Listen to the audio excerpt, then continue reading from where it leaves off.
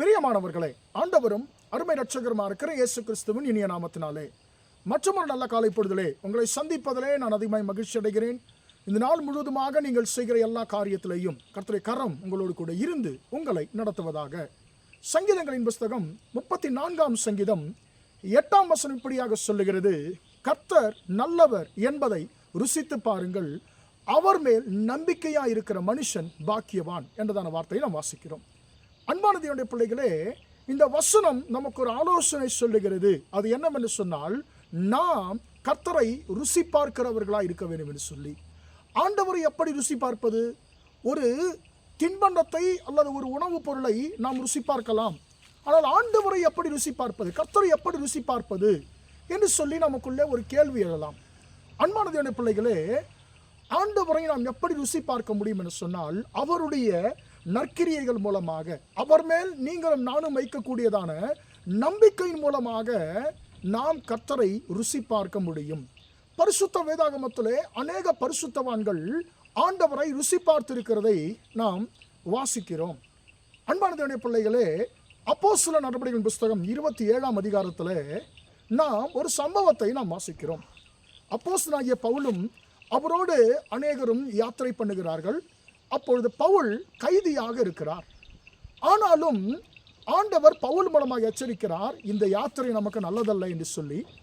ஆனாலும் மனுஷர்கள் கேட்காமல் அந்த யாத்திரையை, அந்த கப்பல் யாத்திரை தொடங்குகிறார்கள்.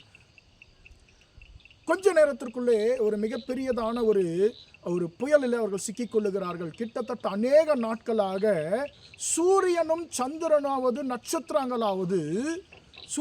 நட்சத்திரங்களாவது காணப்படாமல் இருந்தபடினாலே இனி தப்பி பிழைப்போம் என்கிறதான நம்பிக்கையை முழுவதுமாக இழந்து போகிறார்கள்.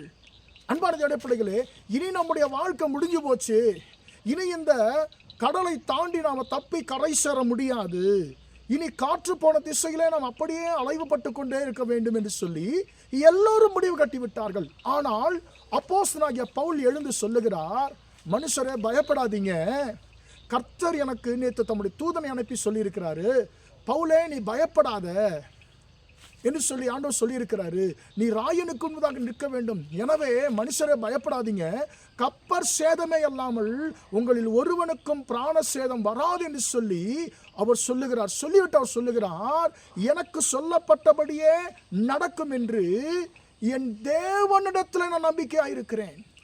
எனக்கு சொல்லப்பட்டபடியே நடக்கும் என்று என் தேவனிடத்திலே நான் நம்பிக்கையா இருக்கிறேன் சொல்லி சொல்லுகிறார். அன்பான தேவனே, இதுதான் கர்த்தரை ருசி பார்ப்பது. அங்கே கர்த்தர் நல்லவர் என்று கர்த்தரை துதிக்கக்கூடிய சூழ்நிலைகள் இல்லை, எல்லாமே எதிர்மறையாகத்தான் இருக்கிறது. தப்பி கரை சேர்வதற்கு வாய்ப்பே கிடையாது, இனி முடிந்து போய்விட்டது என்றதான ஒரு சூழ்நிலை வந்துவிட்டது. அந்த நேரத்தில் அவர் சொல்லுகிறார், எனக்கு கர்த்தர் சொன்னபடி, எனக்கு சொல்லப்பட்டபடியே நடக்கும் என்று நான் கர்த்தரிடத்தில் நம்பிக்கையா இருக்கிறேன். இதுதான் கர்த்தரை ருசி பார்க்கிற விதம். அன்பான தேவனுடைய பிள்ளைகளை, வசனம் சொல்லுகிறது, கர்த்தர் நல்லவர் என்பதை ருசித்து பாருங்கள், அவர் மேல் நம்பிக்கையாயிருக்கிற மனுஷன் பாக்கியவான்.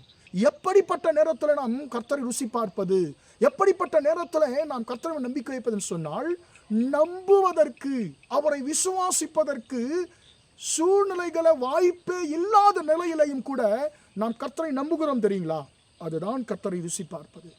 அன்பான தேவனுடைய பிள்ளைகளே, அப்படி யாரெல்லாம் கர்த்தரை நம்புகிறார்களோ அவர்கள் கர்த்தர் நல்லவர் என்பதை ருசி பார்த்திருக்கிறார்கள் சொல்லி அர்த்தம். எனவே எனக்கு அன்பான தேவனுடைய பிள்ளைகளே, நாமும் கர்த்தர் நல்லவர் என்பதை ருசி பார்க்கக்கூடியதான ஒரு ஆவிக்குரிய ஒரு மேன்மையான நிலைக்கு நாமும் கூட செல்லுவோமாக.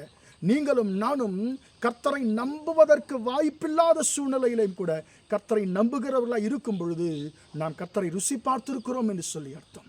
அன்பான தேவனுடைய பிள்ளைகளே, அவர் மேல் நம்பிக்கை வைக்கிற மனுஷன் ஒரு நாளும் கெட்டு போனதாக சரித்திரமில்லை. எனவே நம்முடைய நம்பிக்கையிலே, கர்த்தர் மீது உங்களுக்கும் நீங்களும் நானும் வைக்கிற நம்பிக்கையிலே ஸ்திரமாயிருப்போமாக. கர்த்தர் நல்லவர் என்பதை ருசித்து பாருங்கள், அவர் மேல் நம்பிக்கை வைக்கிற மனுஷன் பாக்கியவான். ஜெபிப்போமா? இரக்கமுள்ள தகப்பனே, நன்றியோடு துதிக்கிறோம், ஸ்தோத்திரிக்கிறோம் ஐயா. இம்மட்டுமாக ஆண்டவரே, இந்த வார்த்தைகளை கேட்ட நம்முடைய பிள்ளைகளை ஆசீர்வதியும் ஆண்டவரே. கர்த்தர் நல்லவர் என்பதை ருசித்து பாருங்கள், அவர் மேல் நம்பிக்கை வைக்கிற மனுஷன் பாக்கியம் என்ற வார்த்தையின்படி பவுல் ஆண்டவரே, உம்மை நம்புவதற்கு வாய்ப்பில்லாத சூழ்நிலையிலே நம்பினார் ஆண்டவரே. நாங்களும் எங்கள் வாழ்க்கையிலே உம்மை நம்புவதற்கு வாய்ப்பில்லாத சூழ்நிலையிலே நாங்கள் உம்மை நம்பக்கூடிய அந்த கிருபை தருவீராக.